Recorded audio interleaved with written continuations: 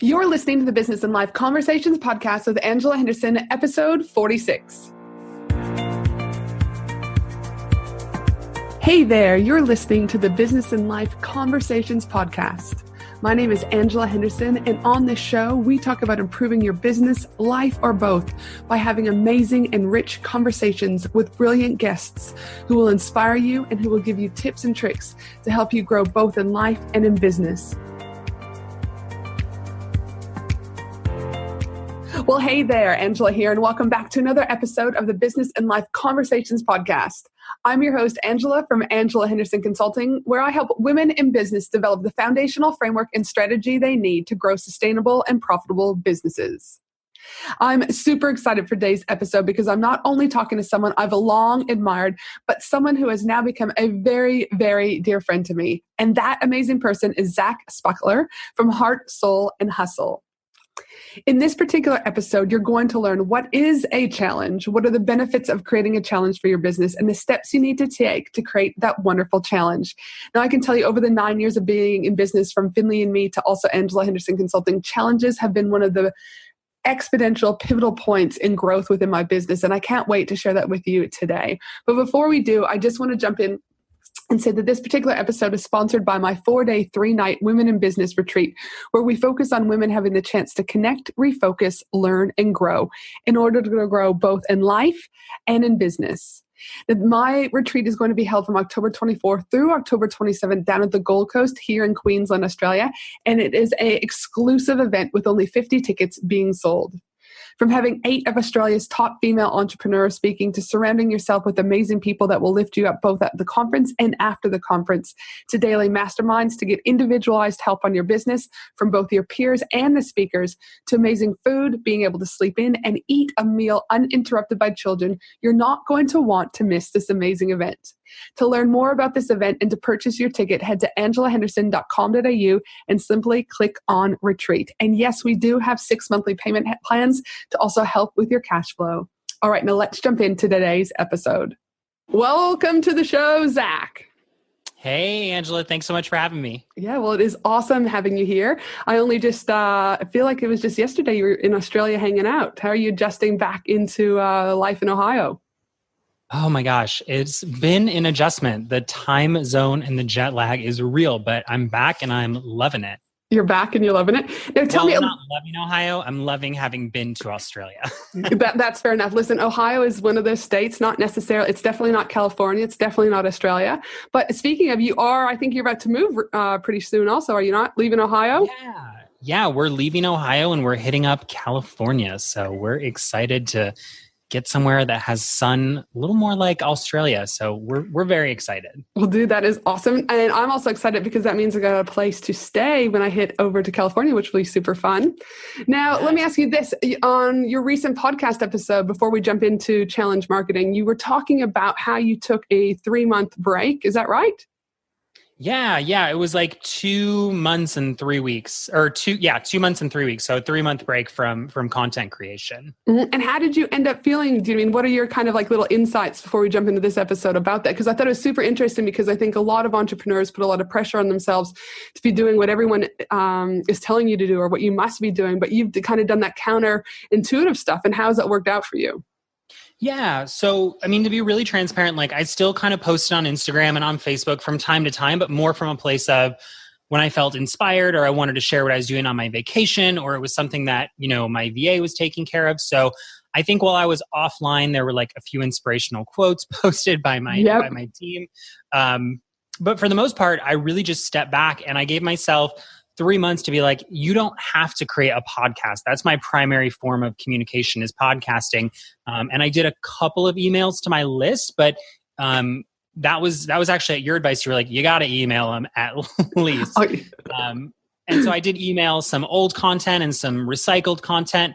But I really stepped back for several months and I just gave myself the space to get creative again. And I took the 3 weeks I was in Australia completely off from business, other than about 5 to 10 hours of work that just kind of, unfortunately, the nature of a lifestyle business is you are the brand. So you do have to show up and do some stuff. But I worked about 5 to 10 hours over the course of 3 weeks, less the 2 days I was at a conference. I don't really consider that working because I love it and it lights me up. But I came back really refreshed and excited, and we've got podcasts lined up, me being on podcasts, people coming on my podcast. We've already batched out about 8 weeks of content. I've started emailing my list again. I'm posting on social media. I've built a Facebook group for 30 days. Like, I am just back and refreshed, and it's never felt easier to like create good content. And I think that's an operative word there. It's probably easier, but I would also suspect that the quality of your content is so much better than just ticking a box and saying I did it from a quantity point of view. Totally. I think the biggest thing is when I came back, I had this clarity around the podcast that is, I'm moving away from doing very like, give me your 6 steps to whatever, and having conversations with CEOs, because that's what I want to do. And I think that's what my audience is looking for. Don't get me wrong. I think that there's a place for it. And I think that people absolutely want and love the tactical step-by-step. But what I found was that after, 119 episodes of the show, there's only so many ways you can be like, here's the 6 steps to build your email list. Here's do 100%. 7 steps to run a Facebook ad. And now I've created the reach, and without sounding, too ego-y, the influence that I can reach out to people I want to have on the show and just have entrepreneurial high-level conversations about business and life and what it means. And so we've had a few people on the show so far with this kind of new format, and it's been so rejuvenating to just be able to have conversations with CEOs that you have in the silence, you have in the dark, you have in the hallway at these events, and be able to bring them to light on the show. And it's created a whole new spark of excitement for me. No, that sounds fantastic. And I think you are right. I think podcasts, and I still do it. Today will be one, because I think that with the how-tos for my particular cohort of individuals, what we're going to share with them today is super beneficial. But I think, like you said, for where you're at, you're in 119 episodes in, you can only talk about challenge marketing so many times on your podcast, or whatever that is. And I think that is super important to be able to, I guess, spruce things up a little bit. Yeah, 100%. And like I said, as I'm saying it, I'm like, and there's a set of questions for this one that is step by step. That's right. But I think though your audience is probably in a different space than what my audience is, right? So mine probably need a little bit more step-by-step guidance, because they might not even know what a challenge is, where your audience, I think, is prime because you've been using that language and those words for a very long time. So again, I think it's 100% makes sense that you're pivoting how you're running the podcast. 100%. Now, before we hop into, how to increase, your email list and stuff with challenges, I always like to start, and we kind of started, I guess, but that's the nature of you and I. We've been friends for a while now, so we can kind of just flow with that. But for the audience who doesn't know you, I always start with a fun question, and you'll probably have a giggle with this because we've been talking about this. But I want, the question that I have for you is, I know that you love to shop. All right. I want to know what's the latest thing you purchased and why do you love it so much? Oh my gosh. So the latest thing I purchased was a designer bag. Mm-hmm. Yes. And I purchased it because we operate on the profit first model in my business. Mm-hmm. And what that means is we set aside money for taxes and profit in the business that pays me out quarterly. Mm-hmm. And I met with my CPA, and he was like, you have X amount extra in your tax account. And when I was in Australia, I actually went to this designer store that I'd always wanted to go to. And I was like, I'm going to buy something here. And I bought a wallet, and, it was a couple $100. It wasn't crazy. Some people will say that's crazy, but it wasn't this crazy expense. And when I was there, I fell in love with this bag. And I was like, mm-hmm. I really want to have this bag. Like, that would be so cool. And it would just make me feel like abundant and wealthy. It's silly. It's material. I'm not really big on the material things. I drive a Ford Edge. I was so excited to have my SUV crossover. But for whatever reason, this designer label, I was just like, that would feel so abundant and wealthy. And so I took about half of my extra. I had excess in the tax account at the beginning of the year. I took that excess and I put half towards my student loans, because I have my student loans about 55-60% paid off. Mm-hmm. And I took the other half and I bought something kind of frivolous. Mm-hmm. I don't carry consumer debt, but I thought, you know what? I don't go crazy too much of the time. Mm-hmm. Once in a while I do. But it just made me feel wealthy and abundant. And it was cool to say that I could do it. So I haven't told a lot of people about it because maybe we can even touch on this, but I do have like this fear of judgment from other people that I've bought this expensive bag that I don't need. But it makes me feel good and abundant, and I'm really excited to like carry it through the airport. But I think though too, and again, I think it depends on where you're at in business. And we've been talking about this when you were here in Australia, is that sometimes there's this like, I don't know, taboo. Gosh forbid you talk about wanting to be a millionaire, or God forbid you talk about wanting to be wealthy, right? And not from a space of like, oh, I'm going to be driving around in Mercedes. Maybe you will be, right? If that's what you choose.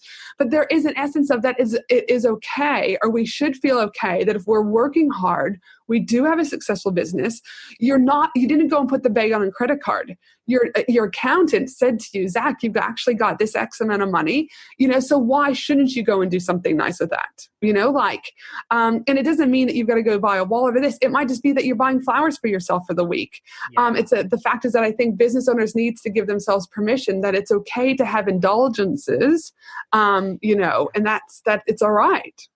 Yeah. And my indulgences, this is my 4th year in business and my 10th year online. And my indulgences, earlier were like, I go out to dinner or I get a massage once a quarter. And now, I built up the revenue, the business, and the profit to be able to have larger indulgences. Mm-hmm. Yeah.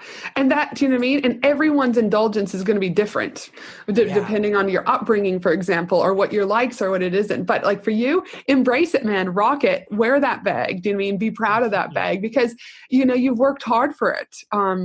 So well done, I say, well done. And for all those out there, think about what's something that, again, when you, what could you indulge in yourself? I'm not saying go put copious amounts of money on credit card, but when you get to the stage, and it's also about celebrating, I think, too, the win, Zach. I did a Facebook Live in my Facebook group, the Australian Business Collaborative, the other day. And, people don't want to share their wins because it might make them look conceited or greedy or whatever that is. But I'm like, it's okay to embrace the small wins. It's okay to embrace the big wins, I think it's important that we do that.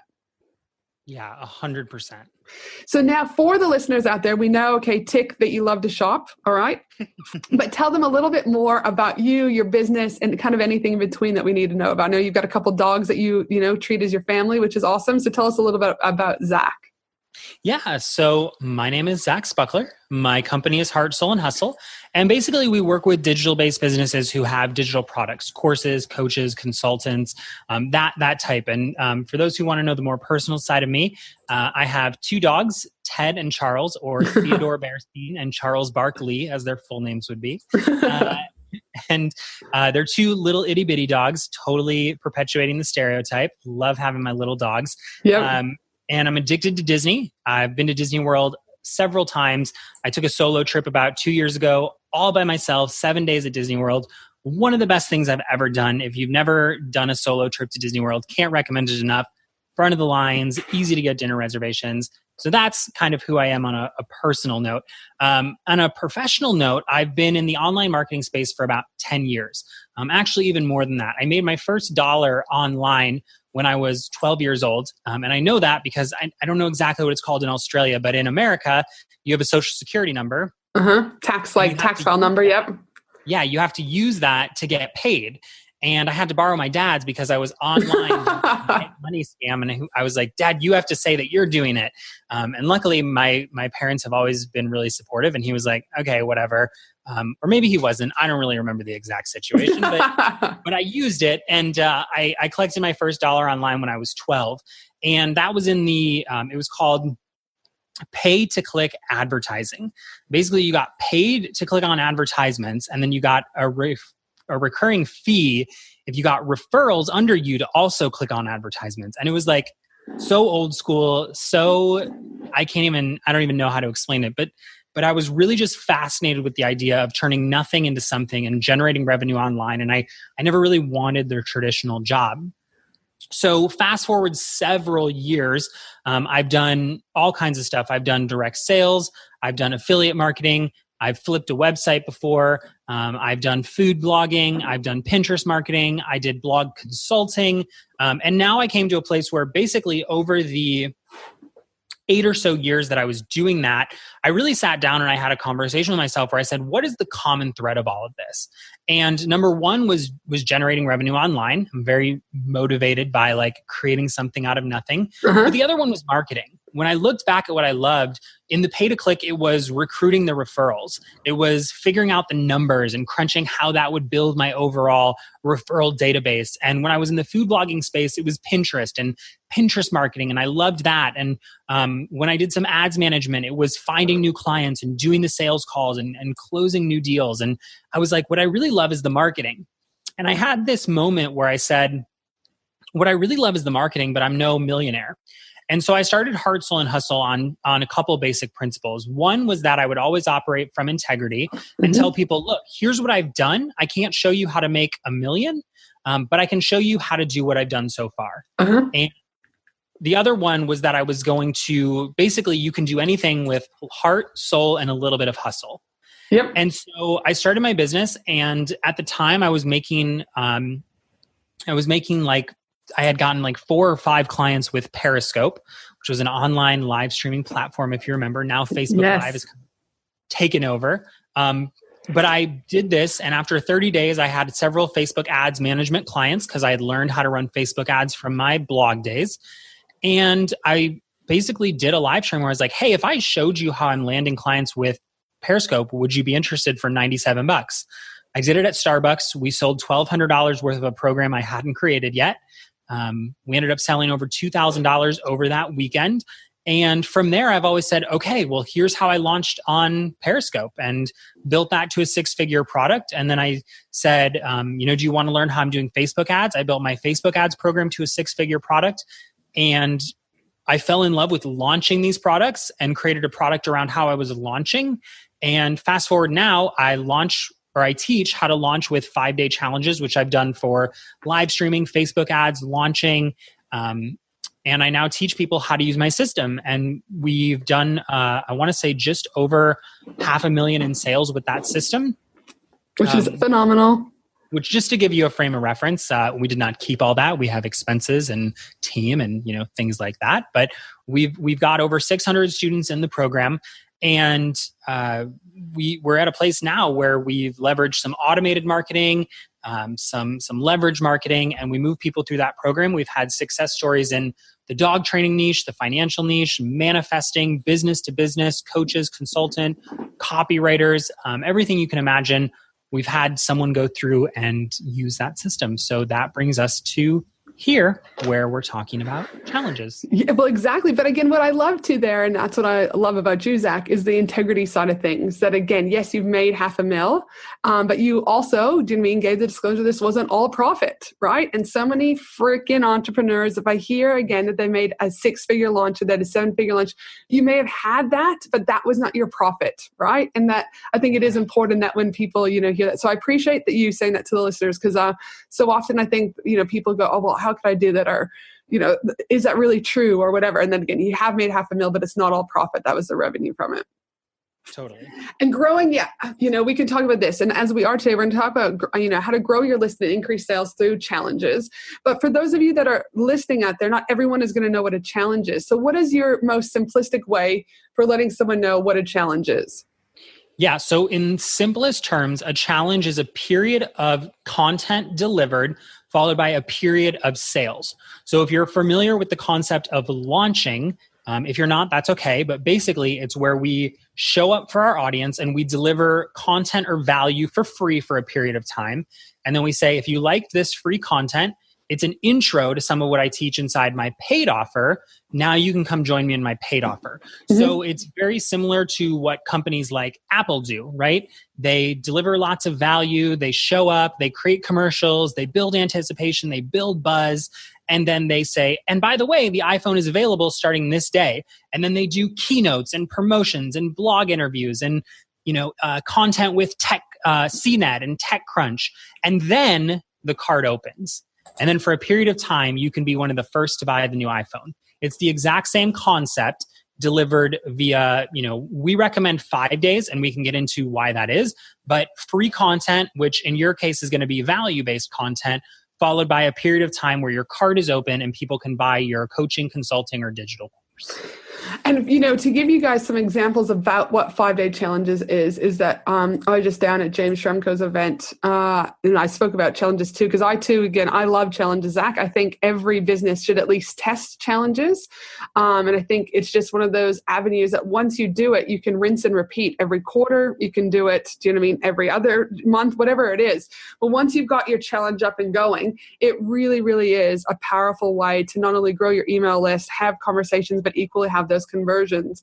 And I know when I first started Finley and Me, almost 9 years ago, one of the challenges I did was 30 days, 30 ways to connect with your child. A friend of mine, Stevie Dillon, she's got one. It's called the Complete Roadmap to social media. Jada Selner, who I first initially heard about challenges from, did the 30-day green smoothie. I know you do the Build a 5-day challenge. You can flip into a 5-figure launch. My friends Emma and Carla, the Merrymakers, they've got the lunch break challenge where they give you like a little yoga and Pilates thing that you can do to increase your exercise. And then I also run the free 5-day challenge on Discover How to Increase Your Sales and Get More Clients. So, there's a variety of different types of challenges. I think, Zach, you also said that you've done one where like they were in the dog niche, right? Did it, or wasn't, or maybe use it as an example where, yeah, with a student. You didn't do it, yeah, but you had a student, but like, because I hear often, my particular business can't do it, or my business can't. But I'm like, genuinely, any business can. You just have to be creative. Yes. Would you agree? Or do you also? 100%.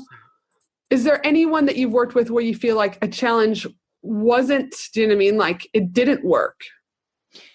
Yeah, that's a really great question. And I love that you gave examples because I'm a talker and an explainer, so I tend to go really high level really quick. So those examples are very helpful to cement it. But in terms of like who a challenge isn't for, I tell people like if you have really low ticket products where you don't have an audience already, and your lead cost would be higher than your return, then you're probably not a good fit for a challenge. And that tends to be with people who have like a physical product that's, between $15 and $30, where, what's your best friend is like press, viral marketing, organic marketing, product placement, right? That's probably not a great fit. The other people that aren't a good fit for a challenge are, and this is going to be a little direct, but people who want the one and done quick win. Yes. So we basically say that your first challenge is to figure out your offer. Your second challenge is to refine everything. And your third challenge is to profit. Mm-hmm. So you also have to be willing to kind of put in the time to test it and see, does this resonate with my audience? Does this not resonate with my audience? Is this content converting? Is this content not converting? So if you have a really low ticket product where organic or viral marketing is going to serve you better, probably not a great fit. And it's really ideal for digital-based products or service-based products. And then people who are willing to test, refine, and plan. Mm-hmm. No, fantastic. And I know being in the e-commerce space with Finley and Me, I initially, a lot of people was like, oh, you can't do a challenge, your e-commerce. But what I did was I was able to look at what my audience was struggling with. And through the e-commerce, I actually was able to build 3 different challenges. It was 30 days, 30 ways to connect with your child, 30 days, 30 ways of Christmas cheer, and 30 days, 30 ways of self-care for moms. Because obviously my ideal client was those particular moms with young kids buying educational toys, etc. But what I was able to do, I was able to then monetize it. I was able to bring on sponsorship, so people would sponsor the challenge. I was also able to, in the 30-day, 30-way Christmas challenge, I would give this is the one thing that you can connect with your kids during Christmas. And then I'd also feature a product of the day, so that when the challenge was done, they had already been exposed to 30 different products that I had by adding value with the challenge, and then was able to offer them a coupon code at the end. I love it. So maybe I have to take it back. You can make it work in the e-com space. So again, I was like, I'm going to challenge you on that one, Zach. I made it work. Do you know what I mean? Now, I'm not saying again, but I think again, if you could figure out the needs, like if you were a dog owner, for example, I guess, and you had something and you were selling, I don't know, dog food, leads, I don't know, etc.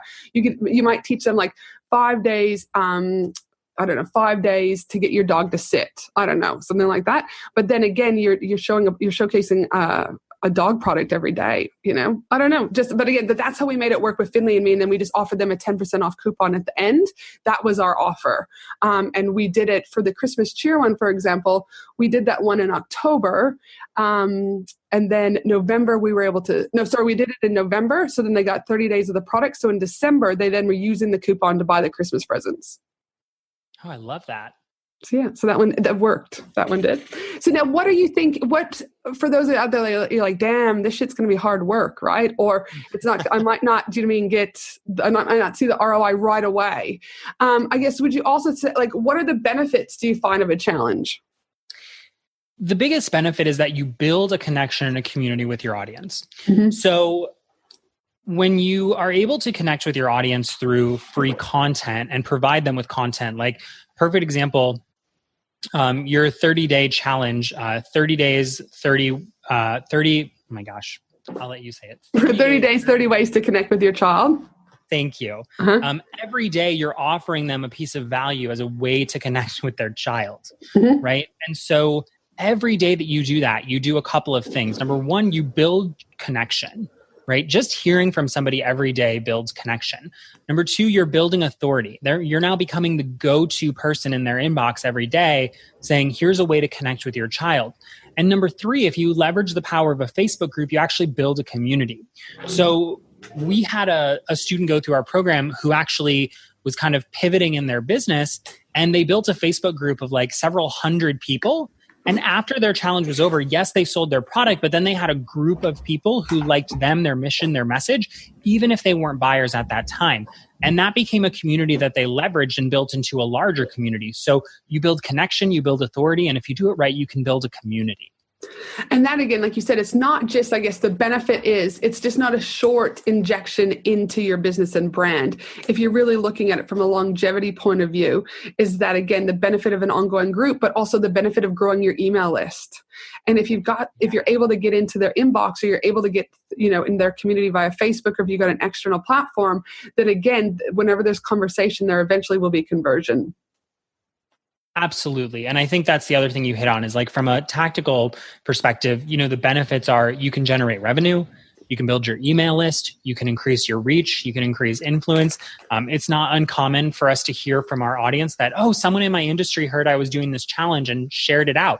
We've heard that several times from people, and that's created additional reach, which grows their revenue, which grows their list. And which also, potentially even opens up the door for collaborations, later on, to either team up with those people to do giveaways, or, share content in each other's, emails, etc. So I guess for me, it's like the challenge marketing is so, so powerful. But before we get into the actual steps of creating a challenge, what do you think are the pros and cons versus a challenge versus a webinar? Such a good question. So just to be really candid, we ran this cheeky campaign called Webinars Are Dead. And then on our classes, we were like, okay, so webinars aren't dead because you're on a webinar. Right? So we use webinar marketing in our business. And I just like to be super transparent that, like, look, webinars work, challenges work, video series work, email marketing works, pay-per-click works. Like, it all absolutely works. The question is, what works best for your business? Yes. So when I share what I'm sharing, just know that I'm coming from a place of bias because I love challenges, I teach challenges, and I think challenges work. Where I think challenges have a leg up on some of the competition is, number one, they're more forgiving. Mm-hmm. So with a webinar, if you have a tech disaster, I had a client who was like, I went live for my webinar, 20 minutes in, it cut out, and I had several thousand people registered. Oh, man. Like that sucks. When you're doing a challenge, like maybe your email doesn't go out on time, you can fix that. Your email goes out too early, you can fix that. Yeah. You go live at 12 o'clock and your phone doesn't work, go on Facebook Live. You just put a post in your group that says, hey, my phone's not working, give me 10 minutes. Yeah. Right. So I think it's dramatically more forgiving. Additionally, with like a webinar, you got 90 minutes of content, and that content has to be perfected, rehearsed. Whereas with a challenge, you kind of have time to play with your content. We were running a challenge where on day 4, people were like, I'm so confused.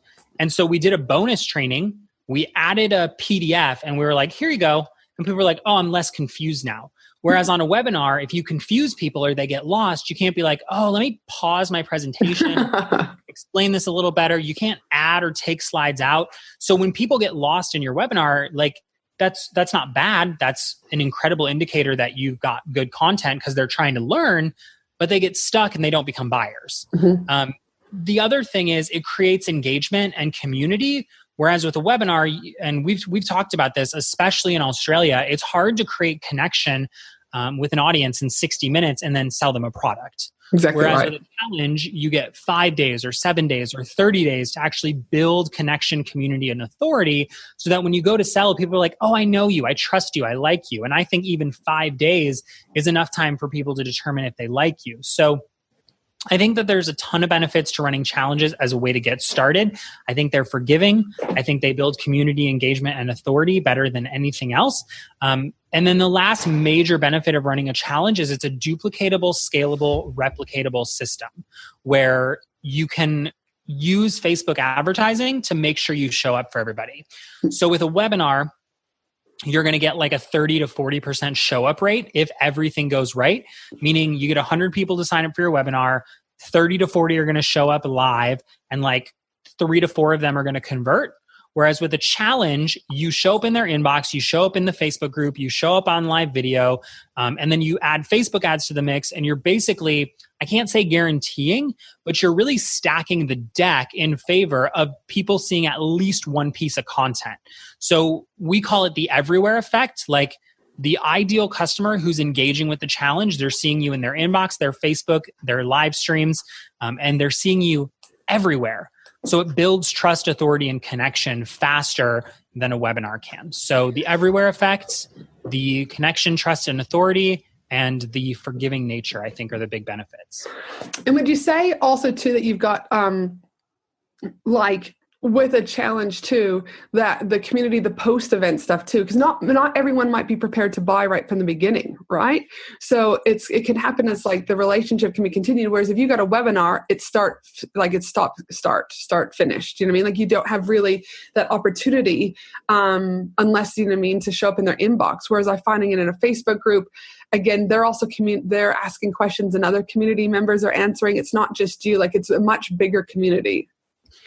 Yeah, you build that community, you build that group. And what's crazy is that we tend to see a lot of people who do a challenge say like, oh, and people reached out to me for one-on-one coaching because they actually wanted a deeper connection than what my course or my original consulting offer called for. So it really allows you to build that community, that connection, and the long-term relationship. I can't tell you how many people are like, oh, I joined a challenge of yours 2 years ago, and now I bought a product. Mm-hmm. So it's also about planting the seeds for the long game, like you're talking about.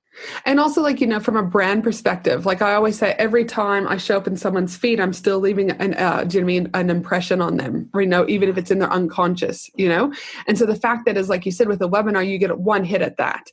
Whereas with a 5-day challenge, if they're getting an email from you and they're getting a live from you and it's coming up, you know, like there's multiple touch points where, again, with that webinar, it's like one, you know, and that's kind of it. Also, I think too, would you agree if you've got a cold audience? So again, for those just recapping, cold, they've only just learned about you. They know nothing about you. Warm, they know a little bit about you. And hot, they've typically bought from you. Is again, shifting someone from a cold audience through to a webinar from a conversion rate is going to be a lot harder than if you got 5 days of those touch points. Yes, absolutely. To move them to warm. We find that our challenges outconvert our webinars from a cold audience perspective. Mm-hmm. Yeah, no, and that would make, do you mean, absolute sense. So if people are like, okay, great, we've got examples of the challenges, we've looked at the pros and cons of the challenges, we've looked at webinar versus challenge and what that is. What is the most simplest way for people who want to get started to create a challenge? Can you walk us through a few of those steps? Sure. The first thing that you need to do is figure out what your challenge topic is going to be. And I'm going to turn into a little bit of a marketing nerd here. To follow the PSP model. Okay. The PSP model is not my invention, but it stands for problem, solution, problem. And there's a problem that your audience has that you have to solve before they'll listen to what you know is the true problem. So I'll give you an example. In the weight loss space, a lot of people are like, buy my clean eating program, buy my clean eating course, hire me to be your clean eating coach. Well, your audience isn't running around. Generally speaking, I know there's a subset of this audience, but for the most part, people aren't running around going, God, if only I was eating clean, I'd be happier. Yes. Right? They're saying, oh my gosh, if I could be down a pant size, I would be happier. If I could fit into those jeans I had to put in the closet 3 months ago, I would be happier. If I could put a notch in my belt that I had to punch out myself because my belt's so small, I would be happier. Right? Mm-hmm. That's what they're saying. So if you run a challenge called the 5-day clean eating challenge, don't get me wrong, you're going to attract people who are like, well, I know if I eat clean, I'll lose weight. But guess what? They're not there to eat clean. They're there to lose weight. Weight, yes. Right. But if you run a challenge called drop a pant size or the fit back in your college jeans challenge, like that's way more enticing. Now there's a fine line where you have to understand, like, what can you promise your audience? You know, what are you actually able to deliver? And I tell people, think about if the ideal customer follows every step of your protocol and tunes into every live training and does everything that you have to offer, what can you reasonably offer in 5 days or 7 days or 30 days, right? So that's where you have to start. You need to say, what problem does my audience perceive themselves as having that I can solve to uncover the root problem? So in this case, just to continue with it, the problem is I want to lose weight or I want to fit in a smaller size. The solution is drop a jean size challenge. And then throughout that challenge, you can say, and one of the easiest ways to lose weight and beat bloat is to eat clean. Mm-hmm. But because you've met them where they are, they're now receptive to hearing what you know is the problem. The problem is their diet, not their weight. Yeah. Even though the sub is a consequence of their diet, you have to meet them where they are. And so would you also say something like, again, I go back to the dogs because so many people have dogs. If you just said, join my 5-day dog training challenge, you'd still get people joining because so many people have dogs or puppies or the problems. But if you said something more specific, like join my 5-day challenge where I'll get teach your dog to sit, the actual tangible, measurable thing at the end of that particular challenge is their dog should be able to sit. Exactly. And if we go with that example, the problem is my dog doesn't listen. Right? Yeah. So get your dog to sit in just 5 days. The solution is, oh my gosh, you need a training schedule, or the solution is you get their dog to sit. And then the new problem is, well, how do I expand this to stay? How do I expand this to walking off leash? And that enrolls them in your program called Teach Your Dog 10 Commands in 30 Days. Yeah, right? Exactly right. Because I guess, again, and I run challenges, but for those that are out there that don't, you're obviously wanting to get them, you know what I mean? The topic needs to be relatable to the offer, does it not? Sometimes. So that's a really good question. Sometimes. So I'll give you a marketing example. We did a challenge on Facebook ads, right? For our Facebook ads program. We don't sell it anymore, so no shameless promo here. But we had a Facebook ads program we used to sell. And our 5-day challenge was called How to Create Your First Sales Funnel. The reason we did a 5-day sales funnel is because when we asked our audience, what's your problem? They were saying, I'm not getting any sales. I need a sales funnel. Sure. Yeah. We were like, no, you don't need a sales funnel. You don't have any traffic. Yes. That's the big problem. Right? So their problem was, I need to generate sales. So we said, fine, you want to generate sales. Here's the solution. It's a sales funnel. And then they were like, oh my gosh, Zach, my real problem is how do I get traffic for this sales funnel? And we were like, well, see, your underlying problem has always been traffic. There's no one to put your offers in front of. Now you need Facebook ads. So sometimes the underlying problem is like you need to like really meet them where they are with something. It's related, but it's not exactly the product. And then say the next step is the product. Okay. Yep. No, perfect. And do you feel like the people, like for that example that you gave with your challenge there, was like the aha moments came? Yeah. And I think that's the big thing is like, I always tell people, like, does your audience want to be told what their problem is, or do they want you to ask them what their problem is? Right? Mm-hmm. Yes. So it's like, by going through that process of meeting them where they is, it's like, is this your problem? Okay, I can help you with that problem. Tell me what else you need. And at the point in time that they're saying like, oh my gosh, what do I do next? You've got the solution. So you're not saying, here's the solution to the problem I'm telling you have. You're saying, hey, I hear that you have this new problem. Here's my solution. You're creating the aha moment of, oh my gosh, here's what I need next. And if you do it right, they think they need something before you ever offer it. And when you offer it, it's in congruency with what they think they need. And then they're like, take my money. Yeah, exactly. Yep. Show me the money. Yep. So then if they go, so they've got the topic, they've worked out, do you know what I mean? The PSP, problem, solution, problem. And then what, again, do you suggest that they go from there? Yeah. So from there, it's understanding the basic structure of a challenge. And it's just 3 parts. Every day you do 3 things. You send them an email, you post on Facebook, and you do a live stream, so that there's 3 touch points for people to engage with you. Mm-hmm. So every day you're going to have a daily task or assignment that takes 10 to 15 minutes max, and you send that out via email. So in the dog walking or the dog training example, let's just stick with that. Day 1 is have your dog sit with a treat, right? Yep. And that's probably not where you'd start, but I'm no dog training expert. And you're basically going to say, hey, today your job is to have your dog's butt hit the floor while you got a treat in your hand. They don't have to recognize the command. They just have to say butt to floor, and they're basically being compliant with you. Yep. Okay? Then you send that out an email. You post that same content on Facebook for the people who may not check their email. And then at noon, you do a live stream. It's like, hey, here's some common issues you might be seeing if your dog won't actually let you push their butt to the floor. So for anybody who has like a really resilient dog, I have a Shih Tzu, and they are very strong-willed. The first time we tried to teach him to sit, he like physically would not let me put him into a sitting position. So we had that problem. So it's just a live stream that's supplemental information. The next day, you do another small task.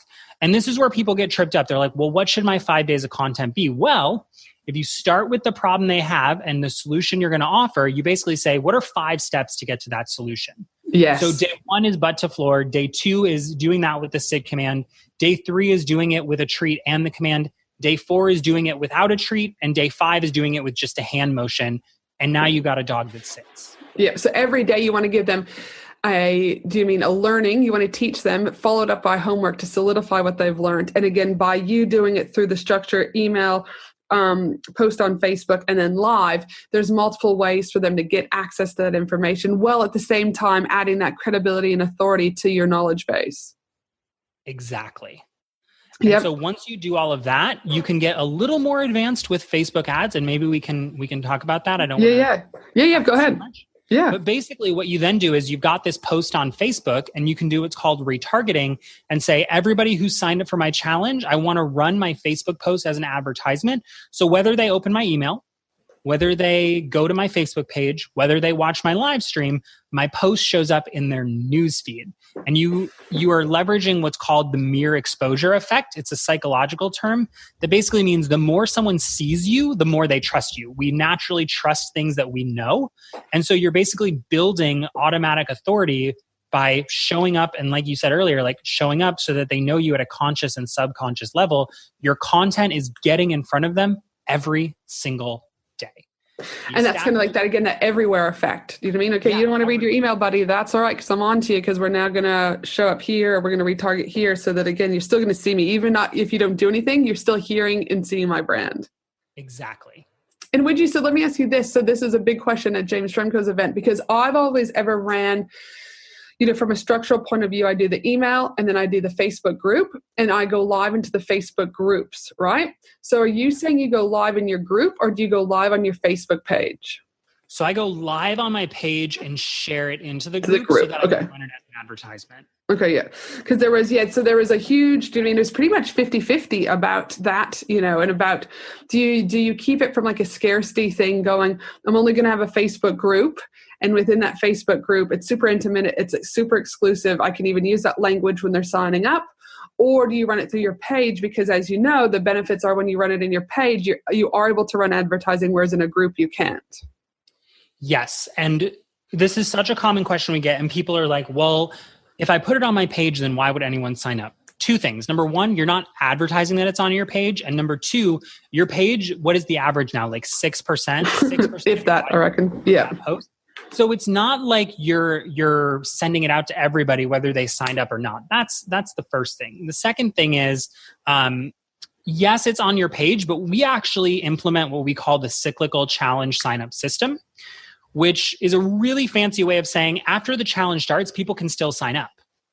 Right? Gotcha, yeah. Mm-hmm. And so every post and every live stream that we do says, and if you're watching this and you're not already in our private community and part of our challenge, where all the conversation is happening, make sure you click that link above and sign up. Now, here's where it gets really ninja. You're advertising that post to everybody in the group and everybody who's signed up for your challenge. When they comment on it, your organic reach on that post increases. So you naturally start reaching friends of friends and your extended audience that didn't originally sign up, because you're kind of putting juice into the algorithm and expanding your organic reach so that new people in your audience who maybe didn't open your emails, maybe didn't see your ads, or maybe just weren't interested before, have the opportunity to sign up and join.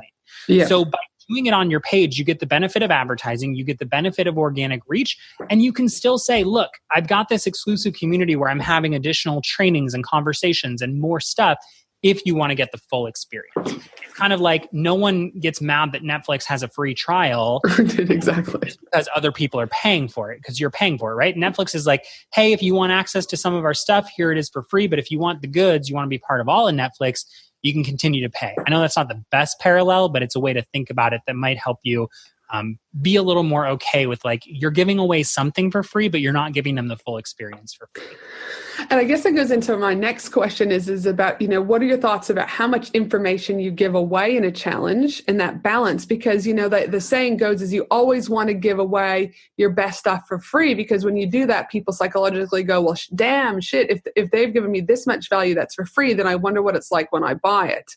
But ultimately, again, especially if you've got a challenge that's congruent with what the offer is, what are your thoughts about balancing how much information to give away? I love this. So people like to say, like, give value and people will buy from you. And here's what I like to say. Do you guys have Costco, right? Or you just got... We do have Costco. We don't have many Costcos in Australia. Like, there's only one in Queensland, I think a couple in New South Wales. So maybe like 5 or 6. We don't have many in Australia. Do you have a store where you can go at like a certain time and they're doing all the samples? Gosh, I'm trying to think. Not really, but most people kind of know like Costco. I'm assuming the majority of Australians would have heard of Costco. That again, you go in there, they got a lot of little samples, big bulk store. Yes, yeah. Okay. Cool. So I want you to imagine Costco for a minute. And when you go into a Costco, especially here in the US, there's million samples when you go on a certain day of the week at a certain time. It's usually around dinner. It's usually when they're busiest.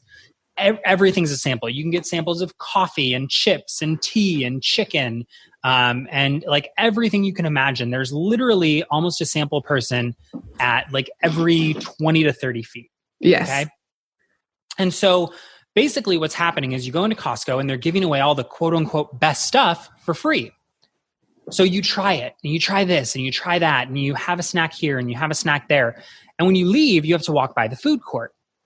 Now, let me ask you this question. If Costco is giving you all this stuff for free, and we're talking a lot of stuff, like 20 to 30 samples isn't abnormal or crazy.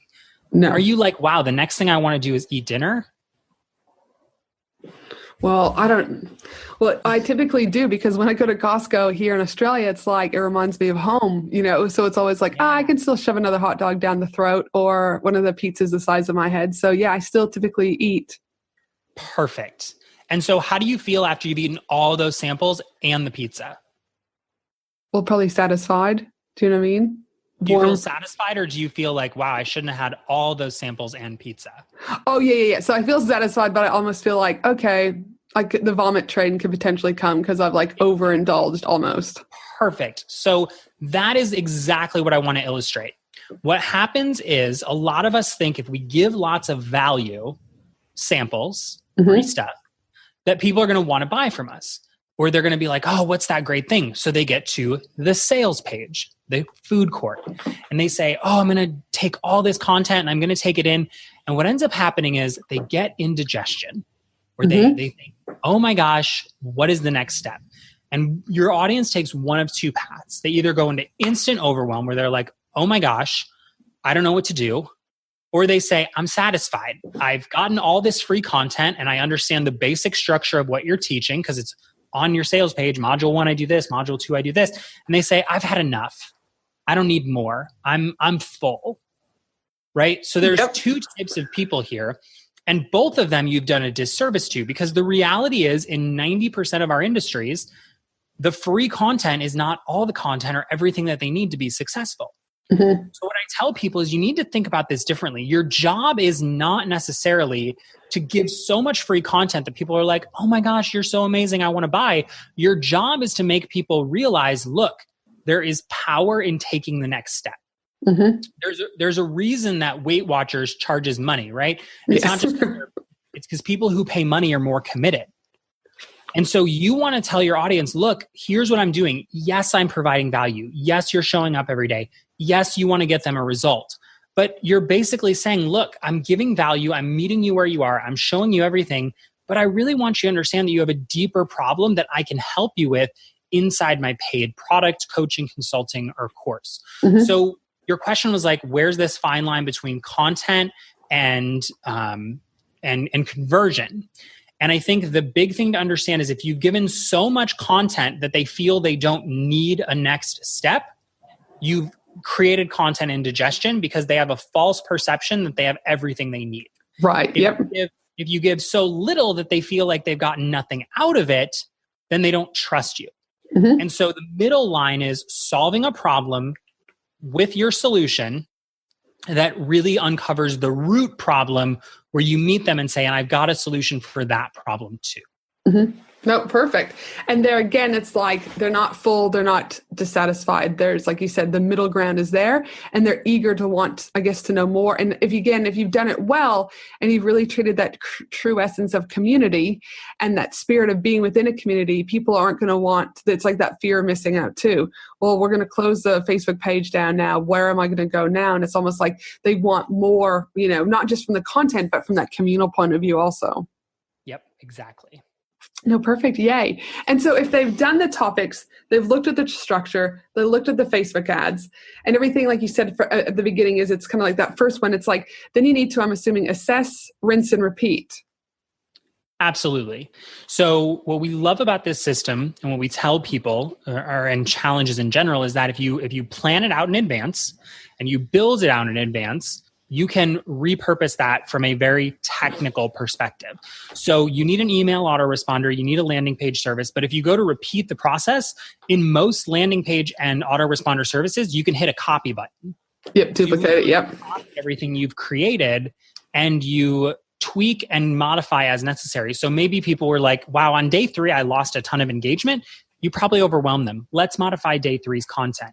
Wow, on day 5, everybody responded to the email, but nobody showed up for the live stream. Oh my gosh, I need to really promote that live stream more effectively. You add that to your day 5 email and you add it to your day 5 post. So you really need to assess and figure out what didn't work, but you should duplicate what already has. We ran the same challenge, granted we tweaked and changed, for 2.5 years. And Dude, it worked brilliant. great. It worked great. And that's why we kept using it. So many entrepreneurs and business owners are like, well, it worked. What's next? And what's next is to refine it, right? It's not like Apple was like, wow, the iPhone is so great. What's next? The Z phone. No, it's the iPhone 2. Yep. Right? Yeah. The next iteration of the iPhone. So it's like that's what you need to be thinking is what's the next iteration of my challenge, but still my challenge, still my content, still the same base hardware. And listen, if it's one thing too that I found when I did the Finley and Me stuff that I would do differently now and what I would give advice to people is so many people, and I know Zach, you can probably talk a little bit more about this, is like you closed a lot of your stuff down this year, right? And you've simplified things. And so many times I think people, because it may have not been successful the first time, right? They're like, oh God, I've got to drop everything. I've got to start new. Whereas if they genuinely look at it from a lesson versus a failure and they tweak it, you don't have to keep creating new products. In fact, once you create one product and become known for that particular product, people actually start looking for you versus the other way around. So would you agree that it's best to kind of stick with it, rinse and repeat, refine, like you said? Like I know this year, my actually word of the year is refine. And it was about, I wasn't bringing anything else on. I was refining my 8-week coaching program. I was refining my VIP. I was refining my retreat. And that was it. Do you know what I mean? I wasn't doing anything else because we had lunch with Denise Duffield Thomas. And remember one of the things she said was all roads for her lead to Money Bootcamp. It's one way. That's it. So with your challenges, would you say, I guess the same is that all roads lead to one thing and you don't have to be creating more challenges, just use what you have and tweak it? Absolutely. And we at Heart, Soul, and Hustle did that. We went from multiple courses to one course one service, and then VIP clients. And that's all we do. And even that to me feels a little scattered, and we're working on how to refine that even further. So absolutely, I think that if you can get known for one thing, it's so much easier to be like, could you imagine if somebody was like, oh yeah, Angela, she's the SEO girl, and she also does Facebook ads.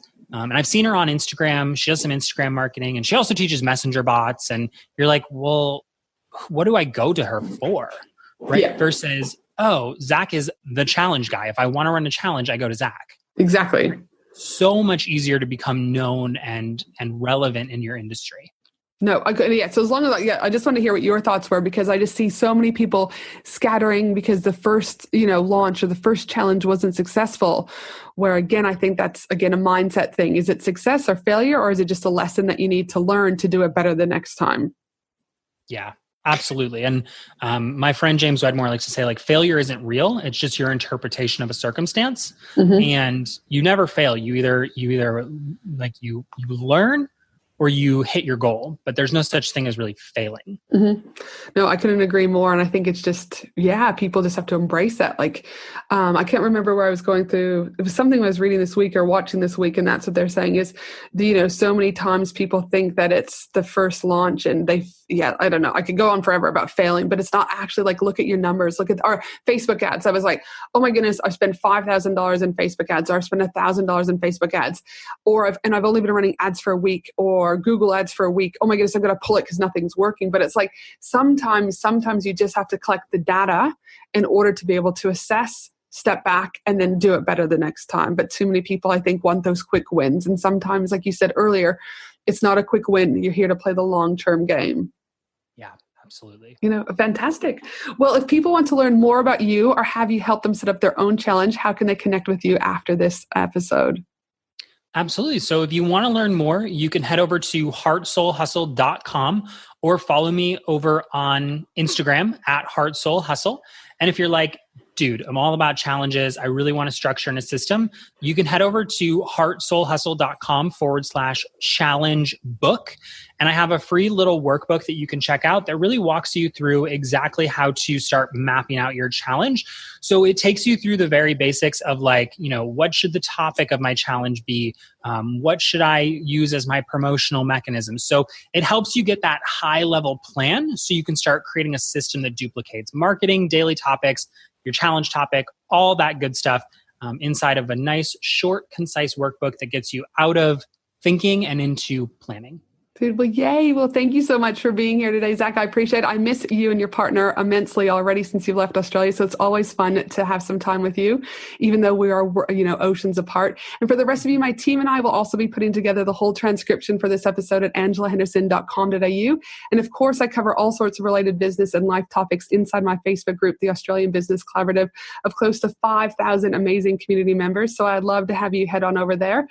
And to the rest of you, have a fabulous day no matter where you are in the world. And I look forward to you joining me next week for another amazing episode of the Business and Life Conversations podcast. Have an awesome day, everyone.